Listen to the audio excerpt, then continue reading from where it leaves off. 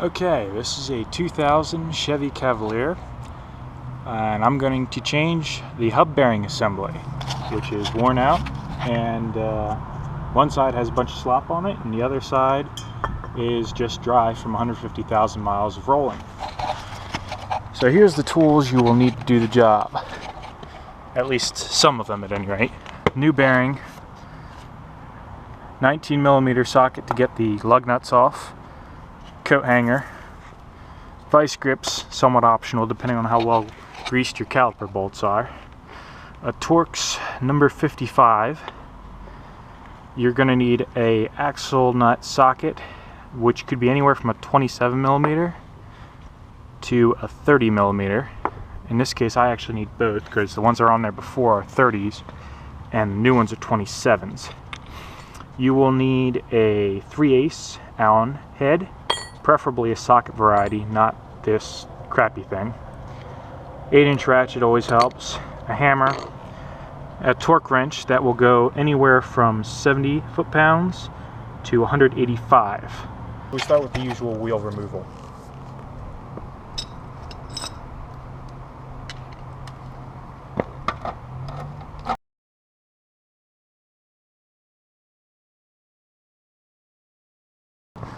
While you've got the car on the ground, you need to break these loose, because otherwise you're going to have a major problem getting them off. Same with the axle nut, because that one's really on there.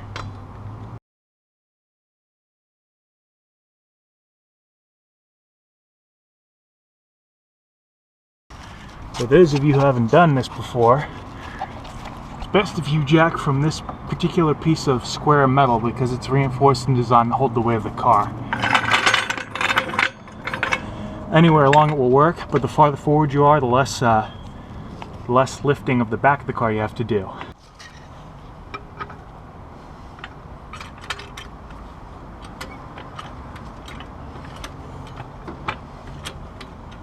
Oh yeah, make sure you got it in park and have the parking brake on before you do this.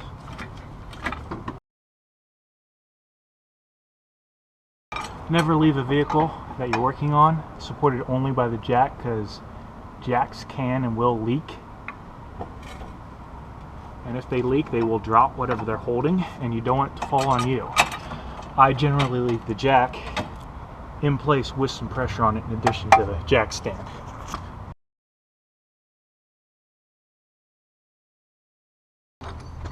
This is where that 8-inch ratchet comes in handy. You may need an adapter.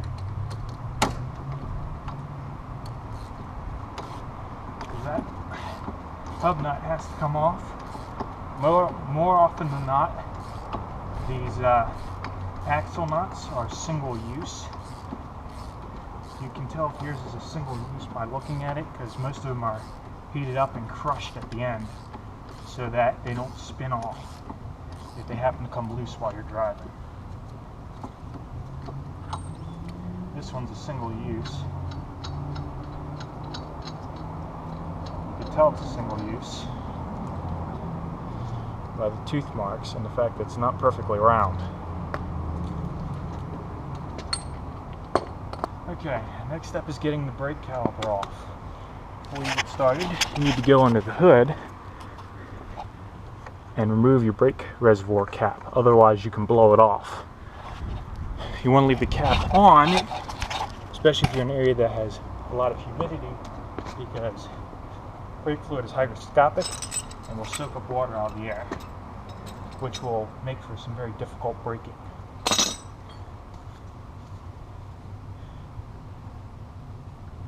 This is where you're going to need that 3/8-inch Allen wrench.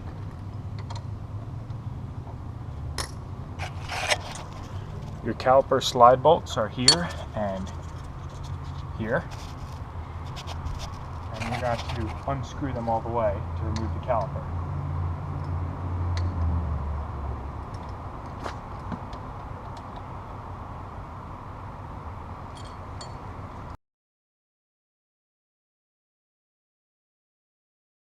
I recommend you get one of these that comes with a regular socket adapter, so you can use a ratchet to remove these, because otherwise it takes a bit of time.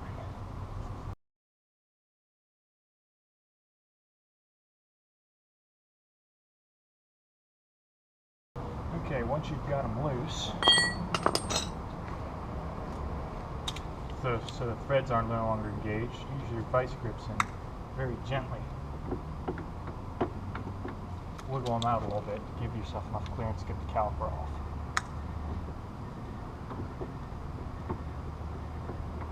Okay, once those are off, you need to compress the caliper piston in order to get the caliper off the rotor.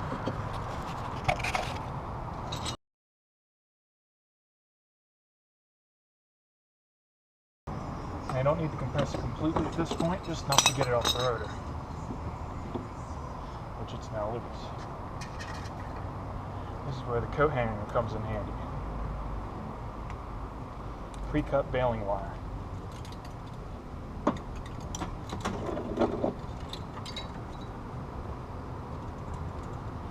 Can't let it hang on the hose or it'll break the hose and you'll be replacing it and bleeding the whole brake system. So hang the caliper up with your bit of coat hanger. Now you got it up here, you can compress the piston the rest of the way to make it easy to reinstall. Go ahead and take that old axle nut and throw it in between the pads. Rotor can come right off now. If yours has been on there for a while, you may have to tap it off with the hammer. Okay. To get the hub assembly off, you need to remove these 3 Torx bolts, or star bit bolts, whatever you choose to call them. But because the vehicle's in park, you cannot rotate the conveniently located drill hole over the bolts. So you need to go into the car and put it in neutral. So make sure your parking brake's on and make sure your rear wheels are chocked. And this is why you have this. You throw the old wheel nut in between the brake pads, because in order to put the car in gear, you have to put the key in the ignition, turn it to on. You don't have to start the engine, but you have to turn it to on and to press the brake pedal, which will close the brake, which means you have to have something in here, otherwise it'll pop the caliper cylinder out completely. And you don't want that to happen, because then you gotta put it back in and then re-bleed the brake system. So I'm gonna go put the car in neutral now. You should also note you cannot remove the keys from the ignition when the car's in neutral. So you gotta leave them in there. This is why you chock those rear wheels, because you can't rely, if you're putting the vehicle in neutral, you're no longer relying on the parking brake to hold the vehicle in place. WD-40 on there will help keep get the bolts loose a little easier. Now you can rotate the hub to wherever you need it. Torx bit.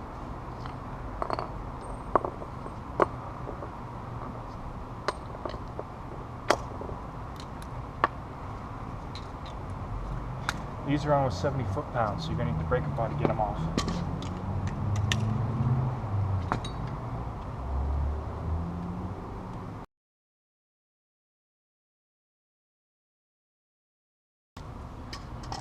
Now if you've got them loose, you can just use the 8-inch ratchet to get them the rest of the way off.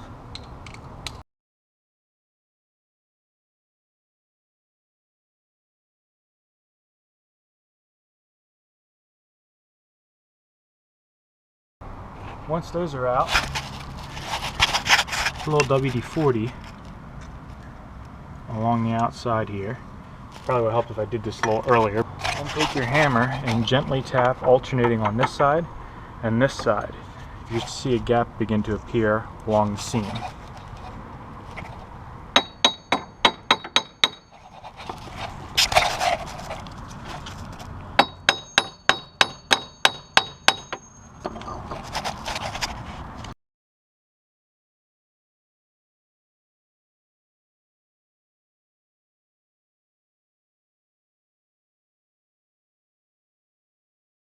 That was a little harder to break through than the other side. You can actually see the gap starting to appear now. So now I can just alternate back and forth.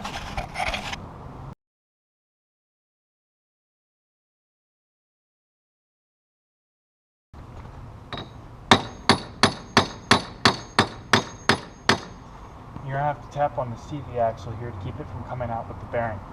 Don't hit it all the way in, because then you'll damage the transmission bearings. Just make sure you don't accidentally pull the CV axle out with the hub.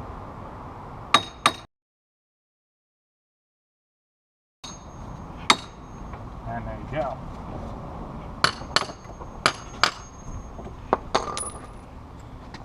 And there's an old one. Now you probably can't see this, but you might be able to hear it. That's the sound of a bad bearing. And as you can hear, after 150,000 miles, it's pretty dry too. Time for a new one.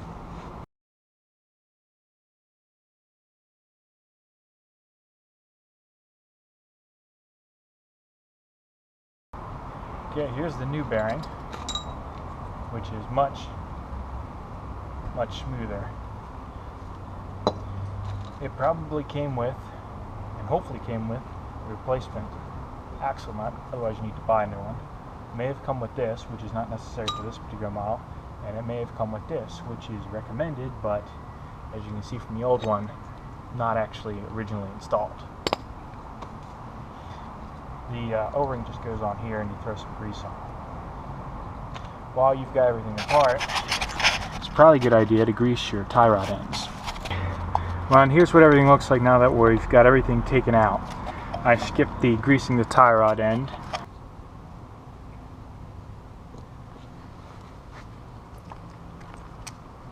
So throw a little bit of grease on the new hub bearing, just so it's easier to get in and out.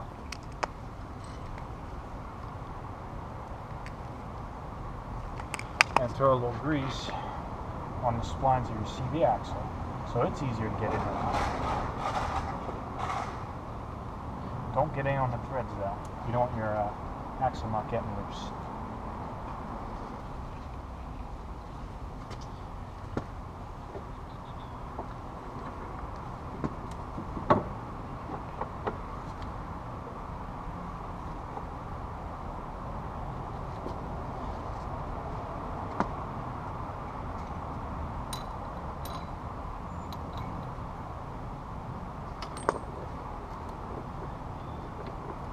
Go ahead, when you're putting putting a new hub on, go ahead and just snug up the star or the torque screws with 8-inch ratchet before you come back with the torque wrench, just so everything's all lined up properly.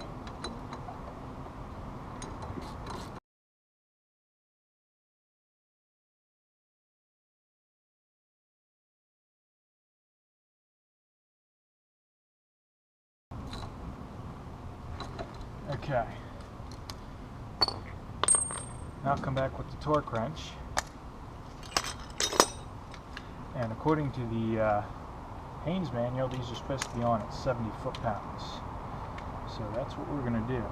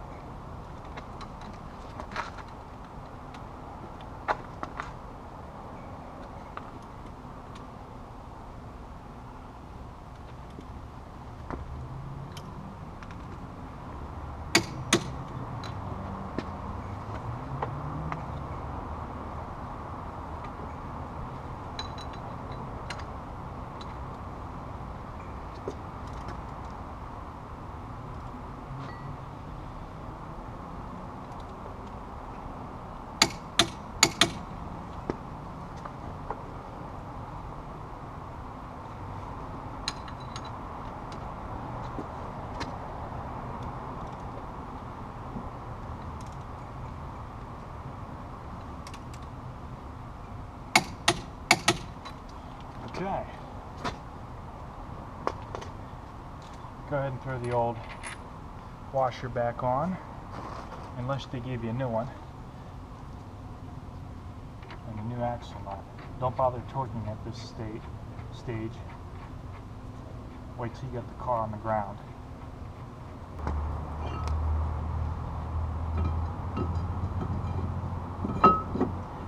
By the way, if you haven't changed your brakes recently, this is a good time to do it. I'm not going to show you how to do it now. Another video.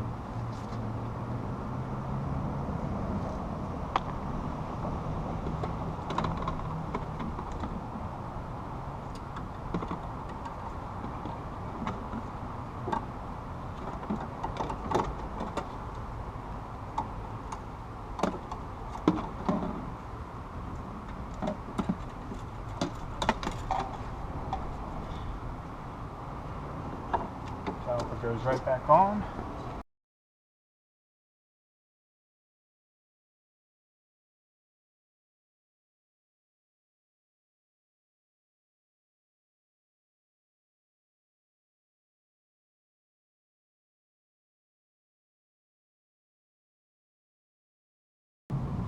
By the way, the hub bearings I just put on, you're seeing me do the right hand side of the car. I got a pair of them, right and left side, for $79 delivered over the internet, so that's roughly what they should cost. At least right now, it's 2013, so if you're watching this video years from now and wondering why they're $100, inflation's a bitch. Now these are supposed to be torqued to 38 foot-pounds, but I don't have any way to put a torque wrench on this, so I actually know what 38 foot-pounds feels like, because I've been doing this for quite a while. But this is a case of do as I say, not as I do. Actually get a torque wrench and actually put real 38 foot-pounds on. Don't do what I just did, unless you really are a good mechanic and know what 38 foot-pounds feels like.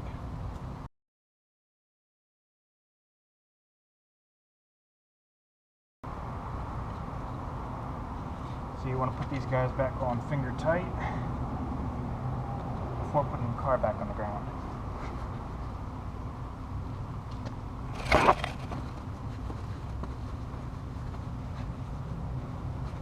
At this point, the car can go back on the ground.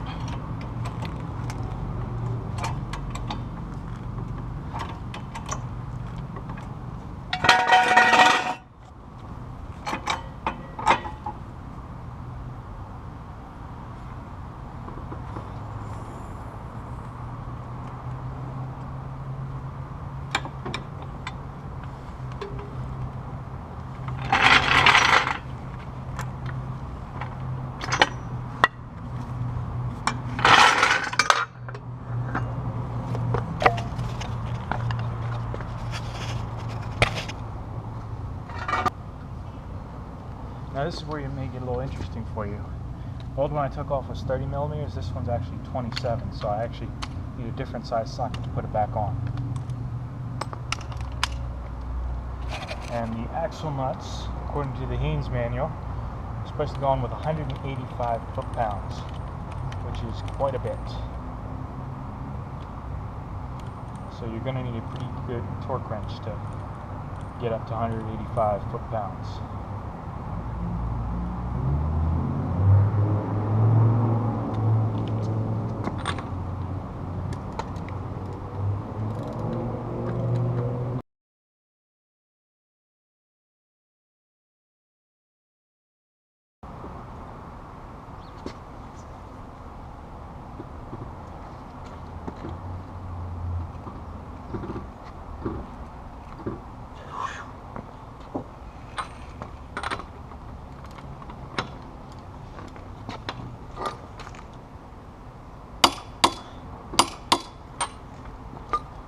There's 185.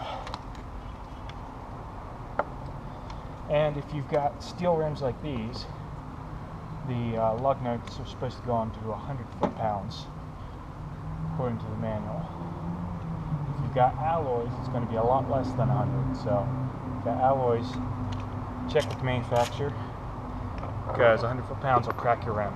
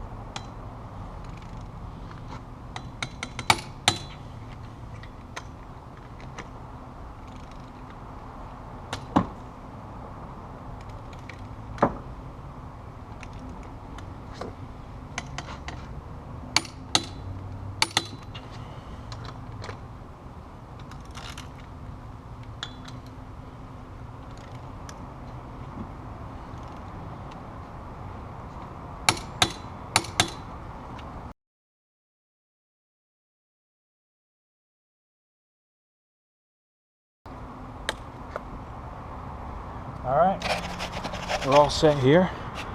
Make sure you put that cap back on your brake fluid, because brake fluid is pretty flammable, so you don't want to spill it on a hot engine. Now you're good for another 150,000 miles.